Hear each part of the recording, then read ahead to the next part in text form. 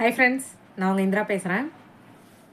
எப்போ பாருங்க எனக்கு தான் கெட்டது நடக்குது, என் தலையில் தான் எல்லோரும் மிளகா அரைக்கிறாங்க, நல்லது தான் நினைக்கிறேன், பட் நான் மட்டும் ஏன் இப்படி இழிச்சவாயாக மாட்டிக்கிறேன்னு எனக்கு தெரியவே இல்லை அப்படின்னு புலம்புற நபராக நீங்கள் இருந்தீங்கன்னா உங்களுக்கான பதிவு தான் இது. எல்லாருக்குமே எல்லா டைமும் நல்லா இருக்காதுங்க. ஸோ எல்லாருமே சந்தோஷமாக இருக்கிற மாதிரி காமிக்கிறாங்கன்னா ஒன்று உண்மையாகவே அவங்க அதை நல்ல விதத்தில் ஹேண்டில் பண்ணுறாங்க, அவங்களுக்கு அந்த யுக்தி தெரிஞ்சிருக்குன்னு அர்த்தம். இல்லைன்னா சில பேர் வெளியில் நல்லா இருக்கிற மாதிரி காமிச்சிக்கிறாங்கன்னு அர்த்தம். ஓகே, நம்ம அந்த யுக்தி என்ன அப்படின்றத கண்டுபிடிச்சிக்கலாம், நம்மளும் அதை ப்ராக்டிஸ் பண்ணலாம்.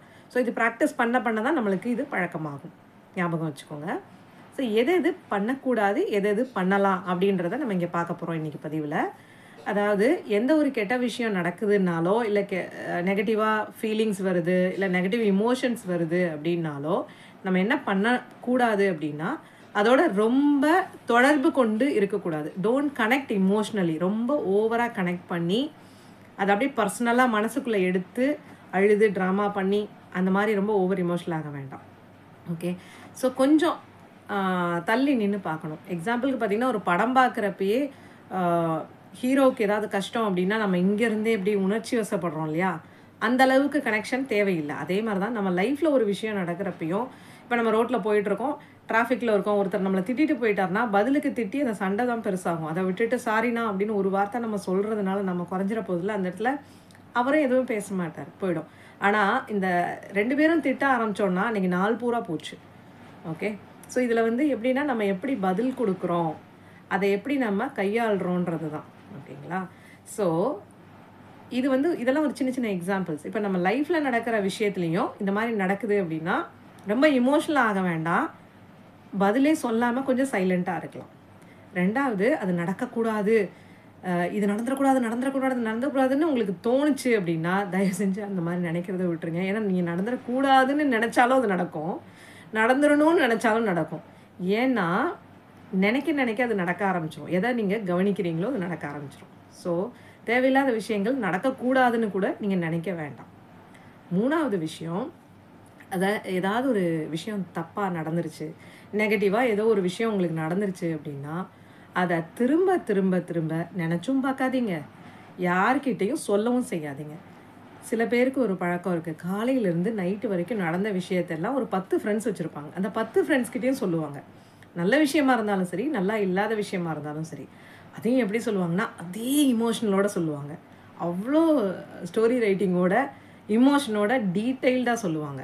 இது என்ன ஆகும்னா, நல்ல விஷயங்களை சொல்கிறப்போ அந்த எனர்ஜி அவங்களுக்கும் தொத்திக்கும், கேட்குறவங்களுக்கும் தொத்திக்கும், இவங்களுக்கும் பல மடங்கு பெருகும். ஆனால் இந்த தேவையில்லாத விஷயங்கள் நடக்கிறப்போ ஒரு தடவை நடந்த விஷயத்த 10 பேர்கிட்ட 10 தடவை சொல்கிறப்போ அதோட சக்தியை இவங்க அதிகரித்து கொடுத்து அந்த விஷயத்துக்கு அதிக சக்தி கொடுக்கறதோட அதை தான் இவங்க ஈர்க்கிறாங்கன்னு நினச்சி பிரபஞ்சமானது அதே மாதிரி விஷயங்களை திரும்ப திரும்ப கொடுக்க ஆரம்பிச்சிடும், ஈர்க்க ஆரம்பிச்சிருவீங்க.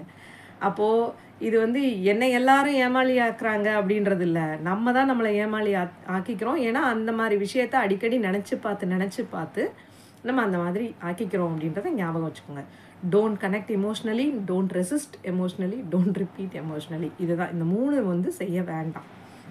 எது செய்யலாம் அப்படின்னா, ஒரு வேளை நம்மளுக்கு ஏதோ ஒரு நடக்கக்கூடாத விஷயம், தேவையில்லாத விஷயம், நெகட்டிவ் ஃபீலிங்ஸ் ஏதோ ஒன்று நடந்துருச்சு அப்படின்னா நடக்க வேணான்னு எதுவும் நினைக்காம இப்படி பார்த்துட்டே இருங்க. பார்த்துட்டே எப்படிங்க இருக்கிறது, என்னை ஒருத்தன் திட்டிகிட்டு இருக்கான், இல்லை என் கூட ஒருத்தன் சண்டை போட்டுட்ருக்கான், எனக்கு உரைக்காதா அப்படின்னு உங்களுக்கும் தோணும். பட் நம்ம ஒரு இடத்துல அவங்க நம்மளை திட்டுறாங்க அப்படின்றத ரொம்ப இமோஷ்னலாக வாங்கிட்டு நம்மளும் பதிலுக்கு திட்ட ஆரம்பித்தோன்னா அது ஒரு ஆர்கியூமெண்ட்டாக போய் ஒரு சண்டையாக போய் அந்த சுச்சுவேஷனை வேறு மாதிரி தான் கொண்டு போகுமே ஒழிய, கொஞ்ச நேரம் நம்ம சைலண்ட்டாக இருந்தோம்னா ஒன்று எதிராலே அவங்க மேலே என்ன தப்பு இருக்குன்றதை யோசிக்க ஆரம்பிக்கலாம். ரெண்டாவது, நம்ம அதில் இமோஷ்னலாக டிட்டாச்சாக இருக்கிறோன்னாலே எதிரில் இருக்கிற அந்த ஆர்வம் சத்தம் எல்லாம் கொஞ்சம் குறைஞ்சிரும். நீங்கள் ட்ரை பண்ணி பாருங்கள். சண்டை சச்சரவுக்கு மட்டும் இல்லை, தேவையில்லாத விஷயங்கள் நடக்கிறப்பயே ரொம்ப ரியாக்ட் பண்ணாமல் பதிலே கொடுக்காம கொஞ்சம் சைலண்ட்டாக இருந்தீங்கன்னா, எதிர்த்து பேசுகிறதுக்கு பதிலாக கொஞ்சம் அமைதியாக போயிட்டோம் அப்படின்னா அந்த இடத்துல அதை விட ஒரு பவர்ஃபுல்லான ரெஸ்பான்ஸ் எதுவும் இருக்காது. ஸோ நீங்கள் பேசாமல் இருக்கிறதுனால, அமைதியாக இருக்கிறதுனால என்ன ஆகும்னா அந்த சிச்சுவேஷன் அந்த கெட்ட விஷயத்துக்கு வந்து இருக்கிற சக்தியை நம்ம குறைச்சிடுறோம். அதனால அதோட இம்பேக்ட் கம்மியாயிடும். ஸோ நம்ம கொஞ்ச நேரம் இப்படி பார்த்துக்கிட்டே இருக்கோம், ஓகே நடக்குதுன்னு. ஆனால் அது அதாவது கவனத்தை அது ஃபுல்லாக வைக்கக்கூடாது. எக்ஸாம்பிளுக்கு இப்போ எனக்கு கால் வலிக்குது அப்படின்னா, கால் வலிக்குது, நான் பார்த்துட்டே இருக்கேன். கால் வலிக்குது அப்படின்றத பார்த்து இந்திராவுக்கு கால் வலிக்குது அப்படின்னு பார்த்துட்டே இருந்தேன்னா கொஞ்ச நேரத்தில் இந்த வலியே காணாமல் போயிடும். இது உண்மைங்க, ஓகேங்களா? இது வந்து சாட்சி பாவம்னு சொல்லுவாங்க. அப்போ அதே மாதிரி நீங்கள் ஒரு விஷயம் நடந்துட்டுருக்குன்னா உங்களுக்கு வந்து இந்த மாதிரி ஒரு விஷயம் நடந்துட்டுருக்குன்றத கொஞ்சம் கூர்ந்து கவனிச்சிங்கன்னா அதோட நீங்கள் விலகி நிற்கிறதுனால அந்த விஷயத்தினால வர்ற பாதிப்புலேருந்து நீங்கள் வெளியில் வந்துடலாம். மேபி இவ்வளோ பெரிய பாதிப்புக்கு பதிலாக இவ்வளோ உண்டு பாதிப்பாக இருக்கும். ஸோ நிறையா பாதிப்பு இல்லாமல் கம்மியாக பாதிப்பு இருக்கிற மாதிரி இருக்கும்.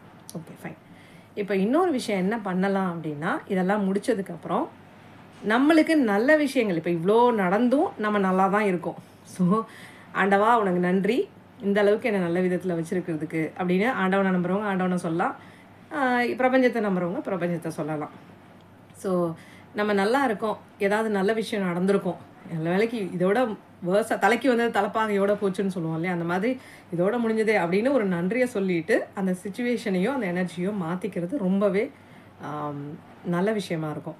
ஸோ நீங்கள் ஒரு டைமும் உங்களை மீறி ஏதாவது விஷயங்கள் நடக்கிறப்போ கொஞ்சம் இந்த சாட்சி பாவத்தை ஞாபகம் வச்சுக்கிட்டு அதுக்கப்புறம் ஆல் இஸ் வெல் நம்ம ஏற்கனவே பார்த்துருக்கோம். அந்த பிரபஞ்சத்துக்கு ரொம்ப நன்றிப்பா என்னை நல்ல விதத்தில் வச்சுருக்கிறதுக்கு, இதுலேருந்து என்னை வெளியில் மீட்டு கொண்டு வந்ததுக்கு அப்படின்னு கொஞ்சம் நீங்கள் கூலாகவே இருங்க.